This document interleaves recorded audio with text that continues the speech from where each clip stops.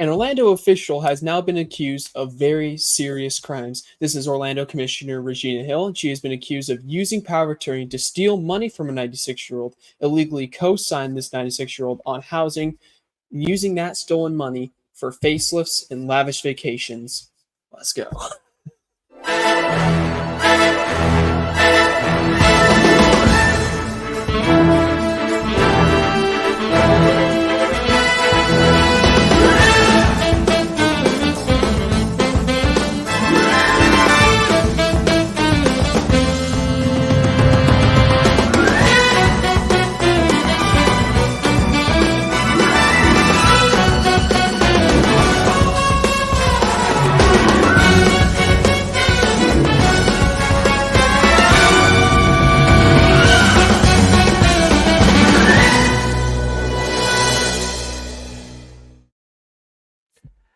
Wow, do we have a story for y'all today? Yeah. This is. Go ahead, Kellen. And this is breaking news. Like, as of right now, this time recording, this happened. This rather, the news of this broke hours ago. Only a few hours ago, this broke. Hmm. And I think you can tell us more about Regina Hill more than most people, David. What do you got for me? Yeah, I know Regina Hill. I mean, it's not like, we're best buds or anything like that, but I know her. I've met her several times. My interaction with her has been both positive and not so positive. She is a very polarizing figure in the Black community here in Orange County, Orlando City to be specific. And this is just another string of issues with the commissioners. It wasn't too long ago that she was allegedly arrested in another state back in, I think, about September. If you Google Regina Hill, Orlando City Council, or just Orlando, you'll see many, many articles about her. And as stated, Regina Hill is facing allegations in the state investigation into whether she exploited an elderly woman and took more than $100,000 from her. Court documents, which we have verified, uncovered by News 6, show that the Florida Department of Law Enforcement is investigating whether Commissioner Regina Hill established a power of attorney over a 96-year-old woman and secured a mortgage for a home in the Lake Man Estates area of Orlando without the woman's knowledge.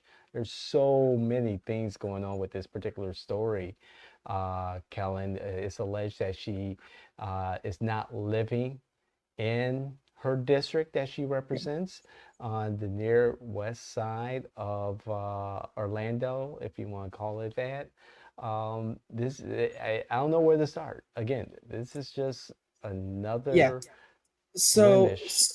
Hmm. yeah, another blemish on a already tarnished career. But what we have here is she co-signed this 96-year-old woman, allegedly signed this co-signed with this 96-year-old woman without telling her on a home. She also took money and put it into home improvement slash repair projects on existing properties. One property that the woman had already owned, Regina Hill was allegedly staying in without permission as well. So she was just staying in someone else's house, Yes. in addition to paying for more houses with the money. And this, I think we've seen a burst of these stories recently, whether it's Supermare or anybody else in government, of people stealing money, taxpayers or individuals, and using this money for vacations. Right, right. I You're don't know exactly correct. when did this become the trend? When did I, this become the I'm, trend? I mean, and it's Crazy. just the latest news is just like, whoa, it's just coming at us. Mhm. Tiffany Henyard in Dalton, Illinois, the super mayor, the commissioner in Atlanta that the city was sued because of alleged um, sexual harassment allegations against her by her former chief of staff. The New Orleans mayor, living in a city-owned apartment in New Orleans and not paying, rent and other issues. And it just goes on and on. Fannie Willis, we've heard every for the last month, or God knows how long, about Fannie Willis and the issues that she's had, and it's still coming. This is unbelievable. What is going on? And maybe it's the internet, and the internet is quick to throw this stuff out there for the public to see, to shine the light on the misbehavior of our public officials. But there seems to be a concern about some of these particular politicians and their behavior in office. Yeah, and I think you're right on the money there when you mentioned that the internet means that these stories can be highlighted more because they're very salacious, they're very controversial. People are, at least some people, are already invested in these officials, in their stores because maybe they represent them. So these stories like this are compelling, but I think you also got to look at why the people think they can get away with this. Why are they so convinced? It's because a lot of times they do. For every super mayor and I guess now Regina Hill that we hear about, many more make it out unscathed. Whether it's because news outlets aren't focusing on local stories, the low voter turnout. I mean, Hmm. so many politicians on the state and local level, and even as high up as Congress, can screw up over and over and over and over and over again and still win re-election anyways. Um, Right. because we as a community are not as engaged as we should be. We just vote the same people, the names that we know, assuming they're doing a good job, and not diving deeper. I think the last episode that you and I did, we mentioned this when we talked about the rural boundary issues and about how the Orange County and Tallahassee governments have been you know going against the wills of the citizens in order to get reimbursements from Hmm. developers for their campaigns. They want campaign donations, so we're going to screw over every citizen except for the developers. You know, there's a reason this stuff happens. Is because we as voters are not holding them accountable. We vote them in. I'm over and over again. Like the only way seems to be to term limit them out sometimes, and even then, they just handpick Right. somebody and throw them in. And also term limits are not an ideal solution either. The ideal solution would be to just vote them out. Exactly. I'm a big proponent of people exercising their civic duties, be civically engaged. And on the political side, Regina Hill is a formidable politician, campaigner, candidate. And I've seen her work her magic against five other opponents on the stage in her second, I believe it was her second run for term that she was running for. And she just eviscerated the other candidates. And she could come off as very bombastic, very aggressive, and that is, something that works in their favor and doesn't work in their favor. I remember seeing her speak at one of the local Democrat meetings, and I walked up to her and I said, that was a good speech. And she's like, if you thought so, just contribute to my campaign. And I was like, wow, I don't even know you, lady. I'm just, giving you a compliment, and bam, you just hit me with the ask. Okay, gutsy, to the point. Okay, all right. And then there was a time, there was a meeting at Nightshades of a small community group. And after the meeting was over, I kind of hung out and I was with Joel, as a matter of fact, our business partner here at J&W. And Commissioner Hill walked in, and the day was over, and she was meeting friends, and Joel walked over to her, had a nice little conversation, and he motioned in my direction, and next thing I know, she's coming over, and she walks up to me and she gives me a big hug, and she's like, I didn't know that you were there with local Politico, a huge Democrat in the Orange County Central Florida community, Doug Head. I was with him in his last days before his death, and I was like, yes, I was, and Doug Head played such a tremendous role in the beginning of her political career. And we had a nice conversation, and I was like, yeah, Regina Hill, at the end of the day, it's a good woman. And her heart means well. And then, something like this happens, or the arrest out of state happens, and it's a concern.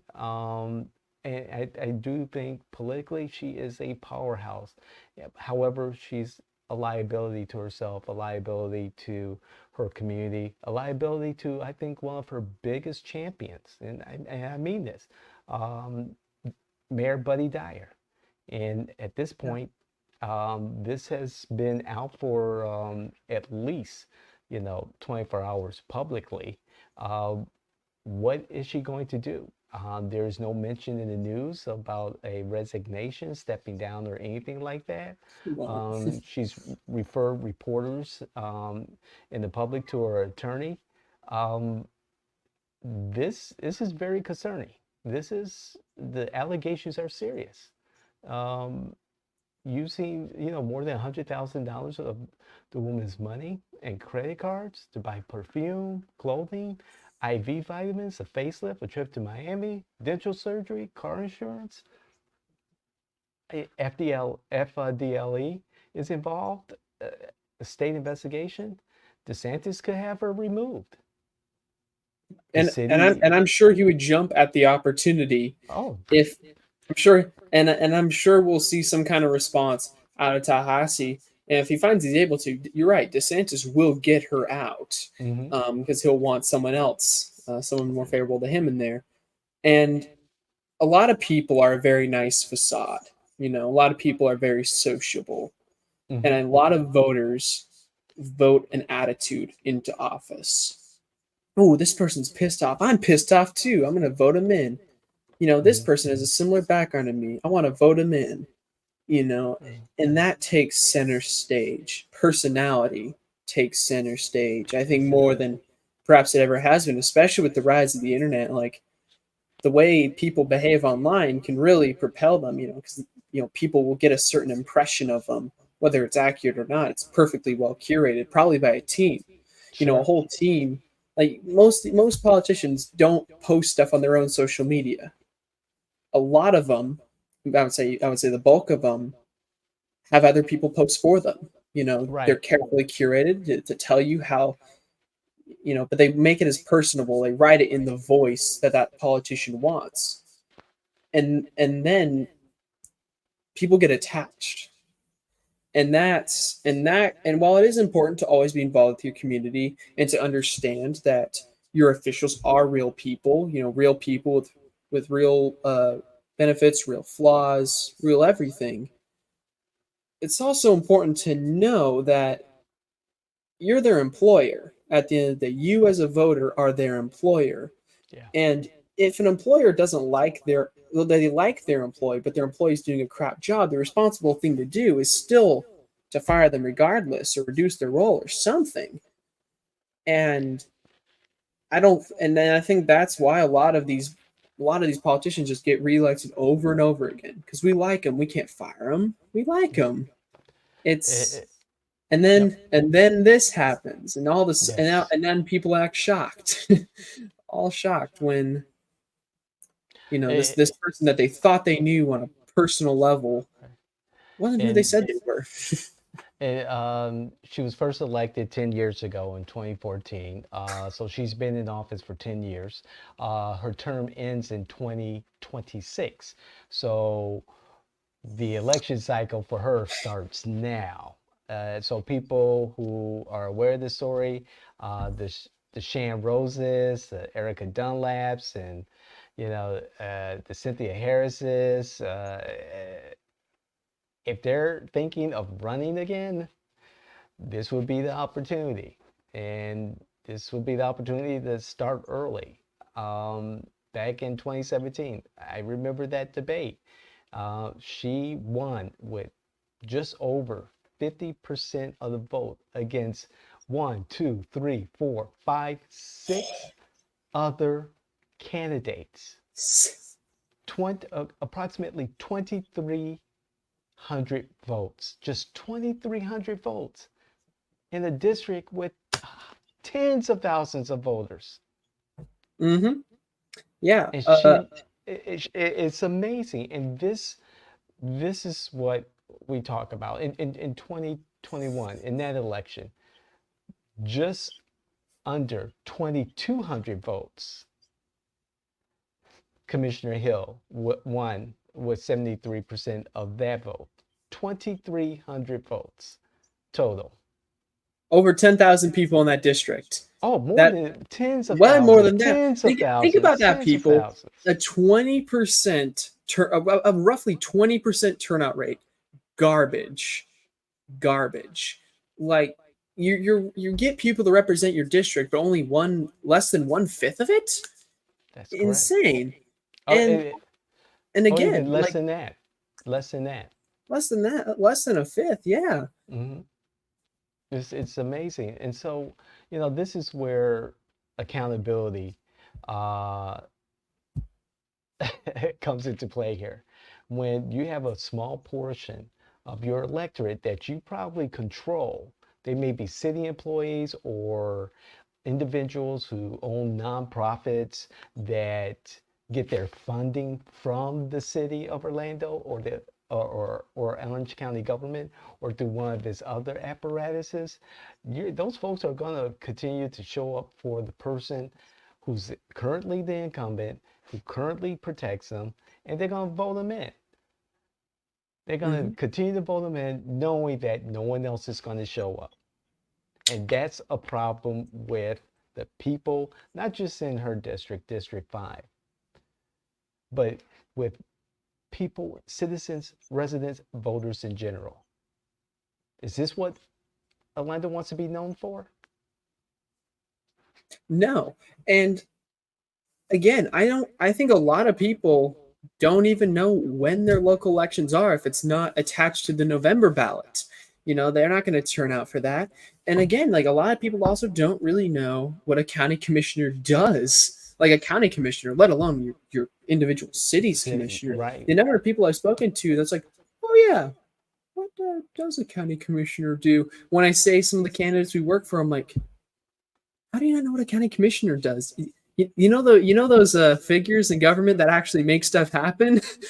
The ones who control your roads, your traffic, your city, your crime. Those ones.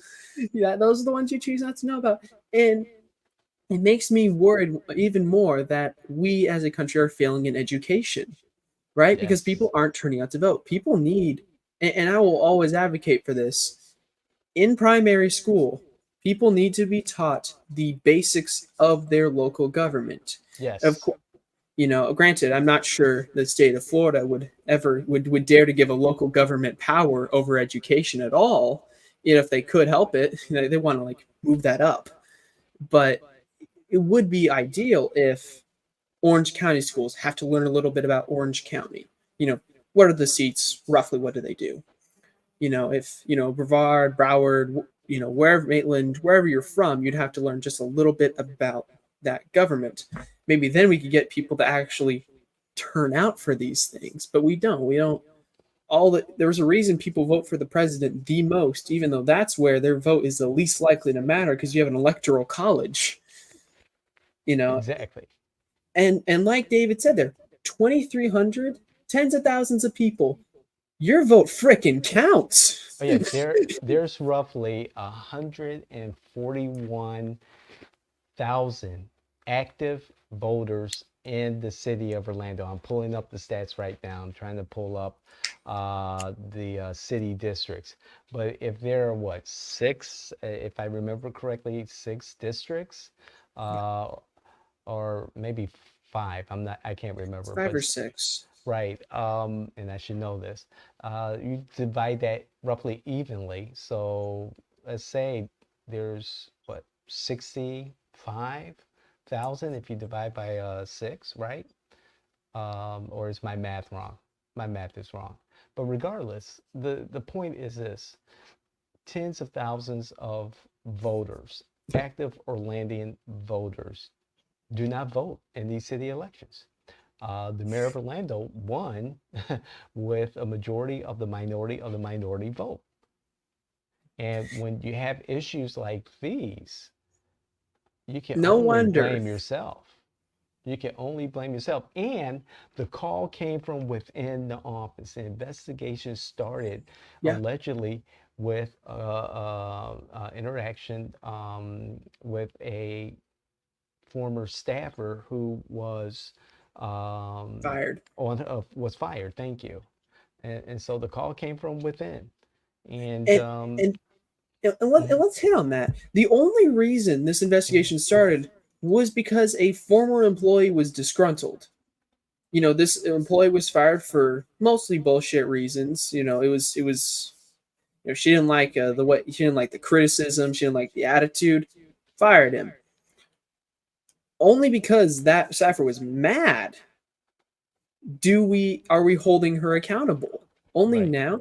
So imagine offices where not everybody is disgruntled. Imagine offices where those people get a slice of the pie. Imagine offices where they don't care. How many other instances like these just slip through the cracks? A lot. And Yeah. again, if you don't bother with your local government, this is what you get. Look at don't just look at like the Wall Street Journal and what other big news sources you use. Get a local news station. I would say get two local news sources and follow them. Subscribe if you have to. This stuff affects you on the day to day. People like Yes. to say that politics don't really matter all that much, which is often true, but not with local elections, not with local issues that matters to you in your day-to-day life. Literally, decisions by them could cause property damage. Decision by them, could steal money from your neighbor. You never know. Right. This is in your neighborhood. Yeah. Vote This for what's is best in your neighborhood. If you're a parent, educate your kids right. on This is your local government. And I would also call to any state governments, allow local governments in primary school, because right now you can only learn it in college. Really, no primary school that I've seen actually offers local government courses or local government chapters. If you go to we should university, change you that. can. Right. But then why not primary school? The majority of people are not going to be, not only are they not going to have a degree, the vast majority of degree holders aren't going to take that class, because why the hell would they? Unless you're political science or a historian or something like that, it doesn't matter to you. Mhm. It doesn't. So we've made it an obsolete field of study in our education system. And if we want to stop bleeding money, if we want to stop having crooks in our offices, if we want to, actually have stuff get done, we got to start there. And that's my final word on this story. My final word on this, thank you, Kellen, is that this is not the end of this story. There's no doubt about that. And thank you to, all the news sources that are covering this particular issue, this story with Commissioner Regina Hill. It's unfortunate that she's in the news again with bad news. Um, there's so much that's happening here in Orlando and Orange County that needs dire attention. And from services for the homeless, affordable housing, affordable living, and addressing the rapid growth here in Orlando, this type of news is disheartening.